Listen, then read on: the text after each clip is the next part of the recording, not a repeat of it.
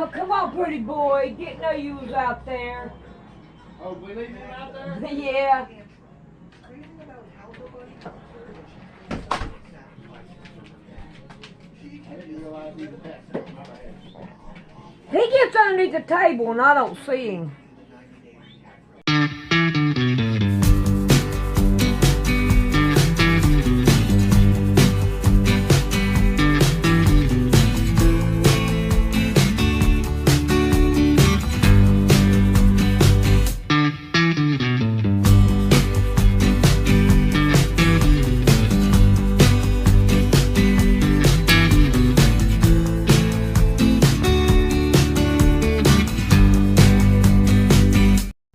They manipulate perception. Now, the other thing they do is they have pretty much complete access to the schizophrenic's memory. They can go in there and they can pull up every rotten thing the schizophrenic did and say, hey, you remember when you did this rotten thing? You know, how do you feel about that? You know, so what they do is they stir the pot constantly. They want them feeling bad. They want them feeling guilty. They want them feeling sad and whatever negative feeling they can generate. Okay, so I'm not going to go through all these. There's like 23 of them, but the bottom line is, if the voices are running patterns, which they are, you know, they can't be hallucinations. Yeah. Hallucinations don't run patterns. So you can go to my website at jerrymarzinsky.com, go to articles, and pull up a list of all these patterns that these voices run. And these are fixed patterns. And it's not just one schizophrenic that runs them. It's virtually all of them. You know, the schizophrenics in Georgia, in the state hospital in Georgia, were hearing the same voices, running the same patterns that they're hearing here in Arizona. And now that I'm working worldwide, it's the same thing with people in other countries. These are wow. The same patterns. Now, these patterns are the operational definition of what the voices are. Okay, so it's like it's like the iron filings in a magnetic field. This is what they are. Okay, now psychiatry is not even in the same ballpark. They're still believing these things are hallucinations. They're still teaching that in the colleges and the graduate schools. They're teaching it in the medical schools. They're teaching it in psychology. None of what they're teaching is helping anybody. Those drugs that the psychiatrists are dishing out are not curing anything. You know, the psychotherapy that they're teaching in the universities is not curing anything. So yeah. There is one system that has come up, and it's called the MACE energy method. This system will go in and it will remove psychological problems. It will get rid of them. It's because most psychological problems are caused by trauma, and that trauma is buried in the subconscious and it stays there. So it's like a computer virus in your brain. It's not evident. You're not aware of it, but it's working on you. It's affecting your behavior in a negative way. Okay, so instead of taking psychiatry's drugs that don't cure anything, you guys can go and look up the Causism Institute. It's called www.causisminstitute.com. That's CAUSISM institute.com. There you can read about causism. Now, the guy who came up with this was not a psychiatrist or psychologist or social worker. He was fascinated with how the mind worked. And he spent his whole lifetime studying the mind and how it operated until he got to a therapeutic system that actually worked and actually solved psychological problems and got rid of them. Okay? And it happens very quickly. Okay? And it happens because these entities and thoughts are energetic. Okay? They're not physical, they're energetic. In the energetic universe, there is no time, there is no space, and there is no matter. Okay? Your thoughts are energy. Your memories are energy. Your feelings are energy. You know, your thinking is energy. This is all energy. And all psychiatry is doing is drugging the brain. You know, so it's like pouring syrup into the radio receiver. You know, it'll gum it up, so it's like you're like, you know, but it doesn't cure anything. Now they're not going to want this system getting out, which is the reason I mention it, because instead of taking their toxic drugs, go and try a MACE practitioner. You know, this stuff actually works, and I was waiting my entire life for something like this to show up. Matter of fact, one of the other practitioners was talking to a clinical psychologist that was going, well, where's this been? Where's this been all my life? And they go, well, you know, it's just coming out right now.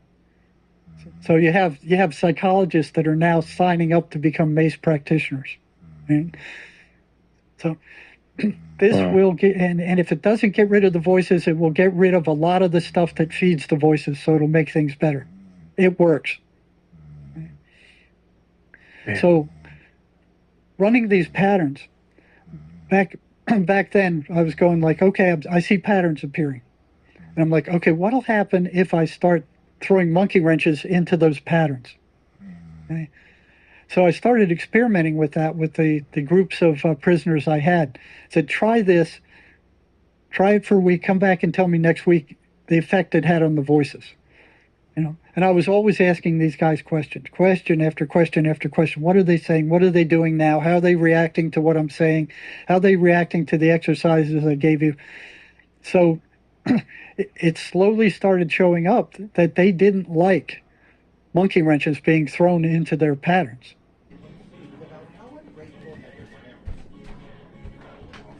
Oh, come on, pretty boy. Didn't know you was out there. Oh, we leaving him out there? Yeah. I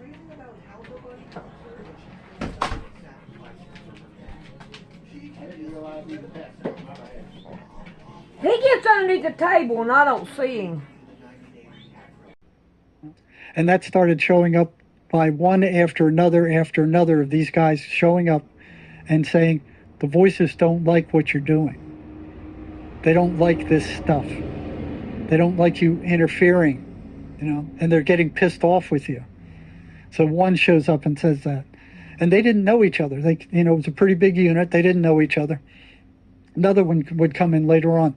The voices are really getting pissed with you. You know, they don't like this. Then another one, then another one, then another one. You know, and then I'm like, okay, I must be on the right track. So if they're not liking it, that's good. I'm going to throw at them whatever they don't like. Now, you couldn't do that in the state hospital, because if one of them went off, then they'd come running to you. What'd you say to him? What'd you do to him? How come you upset him? Wasn't the same at the state prison. You know, it's like if one of these guys got upset and he went up to the warden and said, oh, the psych told me to do something and I didn't like it, or he was asking me too many questions and I didn't like it. And the warden go, get out of my face, man. Go play in the traffic. Get out of here. You know, they wouldn't pay any attention to it. The whole prison system was set up for people getting upset. It was designed to handle that. Yeah. So, you know, the only risk I was taking was, you know, kind of prodding them. But the way I was raised, my dad had a nasty temper, and he was irrational a lot of the time. And I couldn't fight him physically, but what I could do is drive him to the verge of insanity and then back off and just leave him with the load. Okay? I became very good at that. That's the way I fought back. Now, the consequences were disastrous if I made the wrong judgment. If I pushed him just a little bit too far, the whole load would come down. And not only would that load come down, but all the loads that were built up behind it would come down also. So the consequences for making a mistake in judgment as to how far I could push him were catastrophic. But it was the best training I could have ever had for working with schizophrenics. There was no better training anywhere. You know, the whole undergraduate school, you know, the graduate school, there was no better training than that. So what I was able to do was push these guys for information to the point of them exploding and then back off with the information they gave me.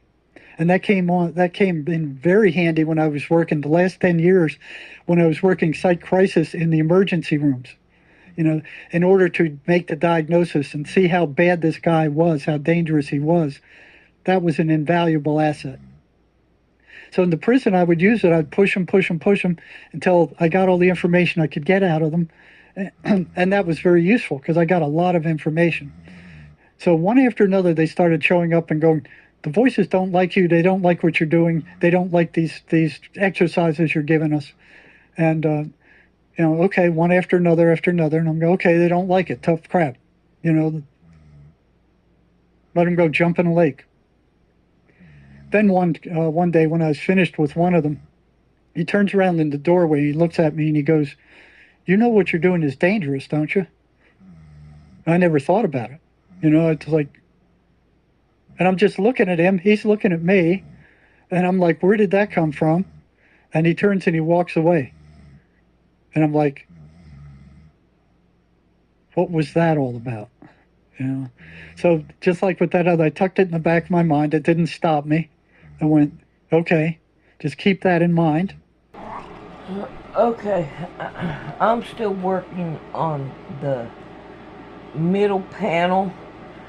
I figured I'd go ahead and put it up and let you know I'm taking my time because I had my eye done and I'm still not able to see really good. This is my second shot. I've got one more shot, and then they're going to start on my right eye, and there's supposed to be 3 shots for it too. So hopefully I could see a little better with that. But I still got cataracts that I gotta fight with. So I figured I'd go ahead and put up a video anyway.